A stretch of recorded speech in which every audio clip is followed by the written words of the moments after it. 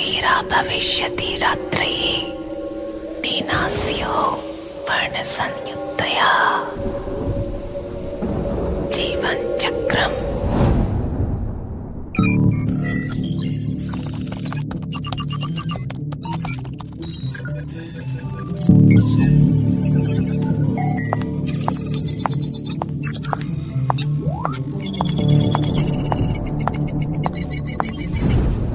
Are you sure? तुम्हारी आखिरी team जो इस फील्ड में सर्वे के लिए गई थी, उनके 5 लोग इसी एरिया से गायब हुए थे।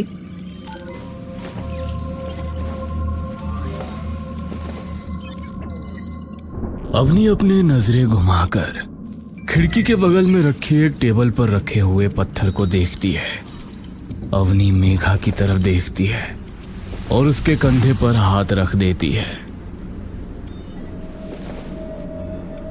डोंट वरी, अब की बार मैं हूँ तुम्हारे साथ, कुछ नहीं होने दूंगी। 6 लोगों की टीम में सिर्फ अकेली मैं बची। अगर कुछ मिला तो सिर्फ ये 5 पत्थर। इस पत्थर के बारे में मैंने तुम्हें नहीं बताया ना अभी तक? क्या नहीं बताया? इन 5 पत्थरों की शेप ध्यान से देखी है तुमने? हाँ, एक वूम की शेप है, पर ये शेप किसी सिंपल वूम की नहीं है, एक प्रेग्नेंट औरत के वूम की है। व्हाट? सबको यही लगा कि इन 5 पत्थरों की सिर्फ शेप नॉर्मल है, पर मुझे पता था इन 5 पत्थरों में कुछ और भी छुपा है। तो आपको कुछ मिला?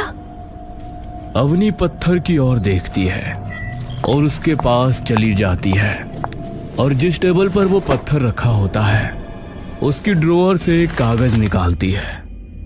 इन्हें स्कैन किया गया तो इनमें से ना कोई रेडिएशन मिली और ना ही कोई और एनर्जी, पर हम एक चीज चेक करना भूल गए। क्या? Audio frequency. जब मैंने इन पत्थरों को इंफ्रासाउंड डिटेक्टर्स में एनालाइज किया तब उनमें से एक बहुत ही कम फ्रीक्वेंसी की साउंड वेव डिटेक्ट हुई। क्या था उसमें? एक संस्कृत का श्लोक था, वो भी पूरा नहीं सुन पाए, सिर्फ कुछ ही शब्द डिकोड कर पाए। क्या थे वे शब्द? मेघा और अवनी एकदम से बाहर की ओर देखते हैं। एक संस्कृत का कोई श्लोक था। अवनी वो कागज खोलती है और उसे पढ़ने लगती है। गंभीरा रात्रिर्भवति, बीच की फ्रीक्वेंसी बहुत ज्यादा लो थी, वो डिटेक्ट नहीं हो पाई। सिर्फ ये 3 शब्द और आखिरी का एक शब्द। अवनी मेघा की शिकन भरी नजरों की ओर देखती है। क्या था वो आखिरी शब्द? काल भक्षिणी। मेघा जैसे ही वो नाम सुनती है उसके शरीर का हर कतरा कांप उठता है, ना जाने क्यों। क्या क्या मतलब है उस श्लोक का और इस शब्द का? गंभीरा रात्रिर्भवति, जब रात और गहरी हो जाए। काल भक्षिणी, वक्त को खा जाने वाली। मेघा, कहाँ है तेरा ये नया इंटर्न?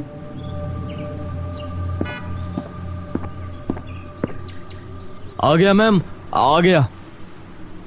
इंटर्न तुम हो, हम नहीं, जो तुम्हारा वेट करेंगे।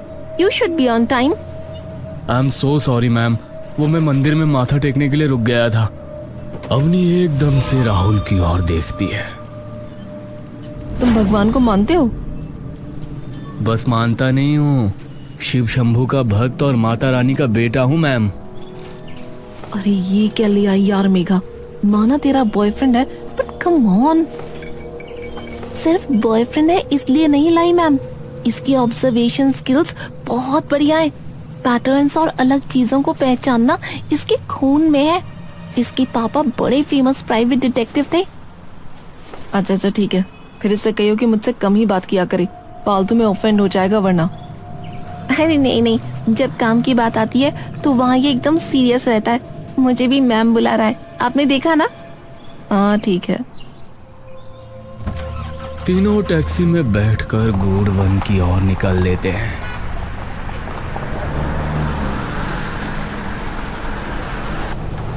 राहुल, एक सवाल पूछूं?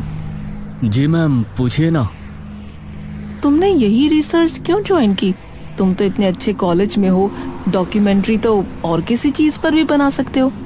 बना तो सकता हूँ, पर मेरे लिए ये ज़्यादा इंटरेस्टिंग है क्योंकि इसमें कुछ नया है। क्या पता कोई नई कहानी मिल जाए, क्या पता कोई नई महागाथा मिल जाए, क्या पता कोई नया भगवान मिल जाए। अवनी कुछ देर राहुल को मुस्कुराकर एक अजीब सी नजरों से देखती रहती है। जुनून है अभी नई चीजों का, कुछ अलग करने का है ना।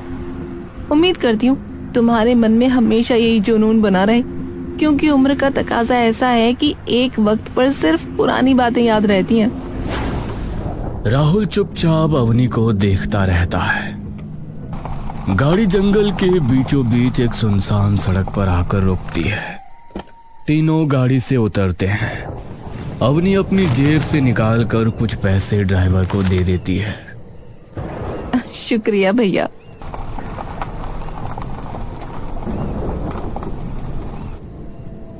अवनी, मेघा और राहुल अब सुनसान जंगल में एकदम अकेले थे।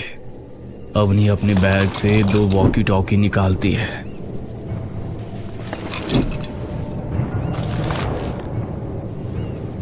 इन्हें अपने पास ही रखना और ज्यादा दूर मत निकल जाना, स्पेशली राहुल। तुमने ये कभी किया नहीं है, इसलिए बता रही हूँ। अवनी, वैसे हम यहाँ सुबह भी तो आ सकते थे ना, फिर अभी क्यों आए?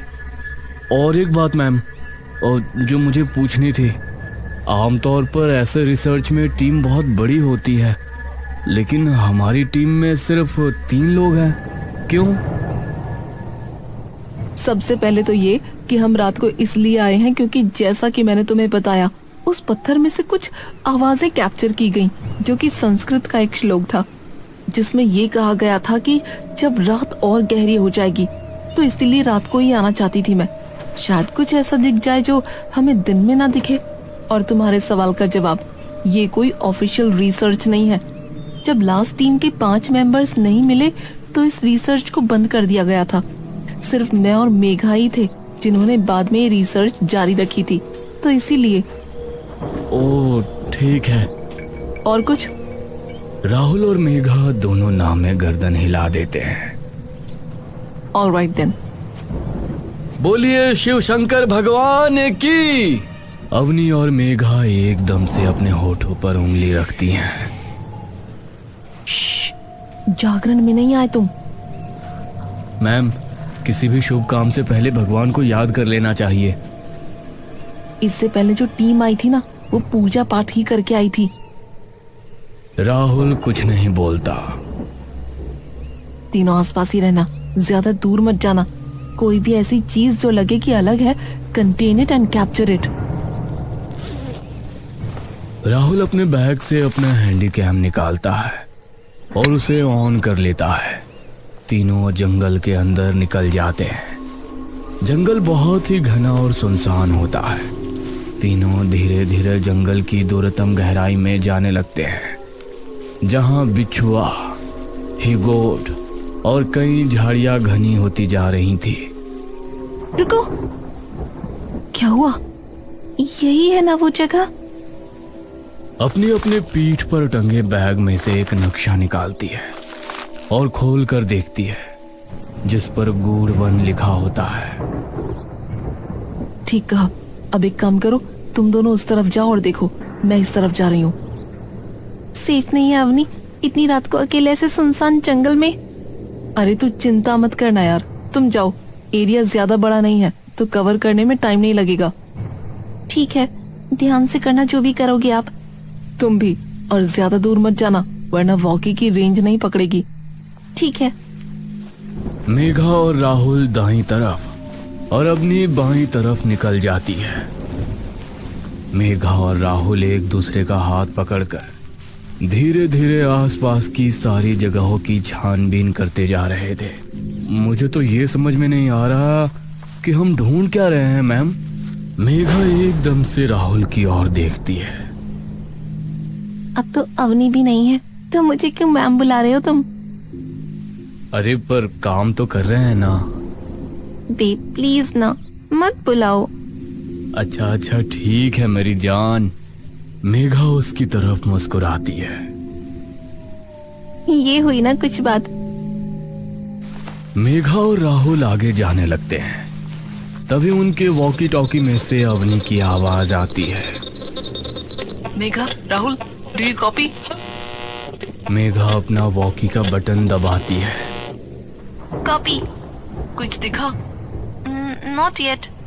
Alright, over. तभी मेघा को सामने से दो सफेद परछाइयां एकदम से तेजी से गुजरती हुई दिखती हैं। मेघा गहरी सांस लेकर पीछे हट जाती है। कर्पूर गौरम करुणावतारम संसार सारम भुजगेंद्र हारम। राहुल वो आवाज सुन इस कदर मंत्रमुग्ध हो जाता है कि कब उसका हाथ मेघा के हाथ से छूट जाता है, इस बात का उसे खुद अंदाजा ही नहीं लग पाता।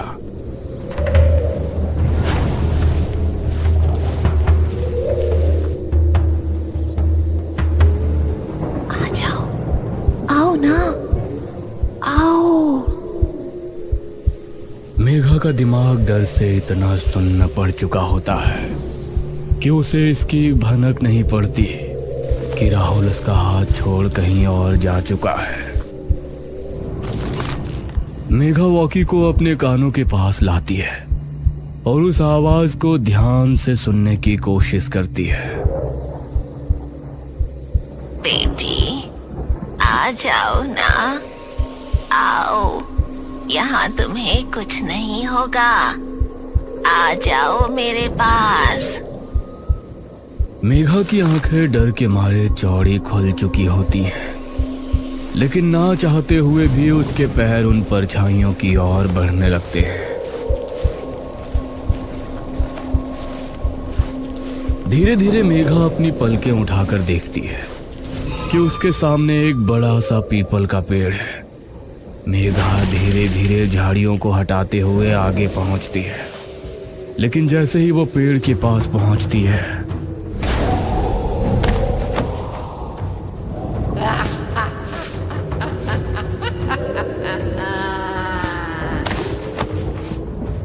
ये मैं कैसे?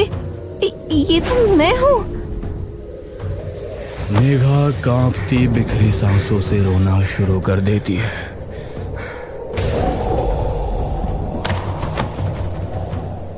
आजा छोरी, तेरे भी बाल आवारों।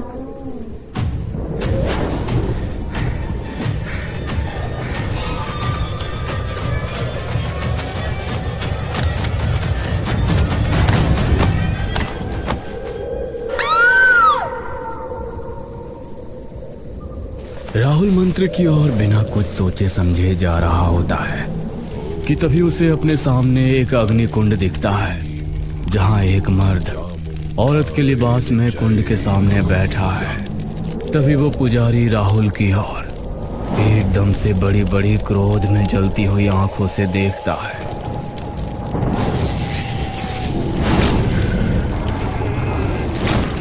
राहुल का शरीर मानो एकदम से बेजान हो जाता है। राहुल वहीं बिखर कर गिर जाता है और जैसे ही वो गिरता है, वो पुजारी जोर से अपनी दैत्य ध्वनि में चिल्ला उठता है, स्वाहा! आहुति संपन्न हुई। अवनी अपने वॉकी टॉकी पर राहुल और मेघा से बात करने की बहुत कोशिश कर रही होती है। Megha, Rahul, do you copy? दूसरी तरफ कोई आवाज नहीं आती। Damn it! अवनी उन्हें ढूंढने के लिए पीछे मुड़ती है कि तभी उसे मेघा के चिल्लाने की आवाज आती है।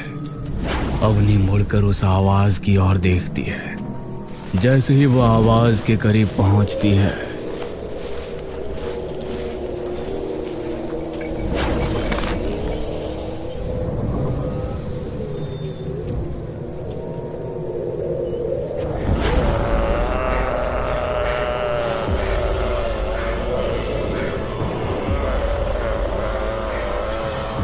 अवनी की आंखों का डर एकदम से विकराल क्रोध में बदल जाता है। अवनी बिना कुछ सोचे समझे सीधे मेघा की ओर दौड़ पड़ती है।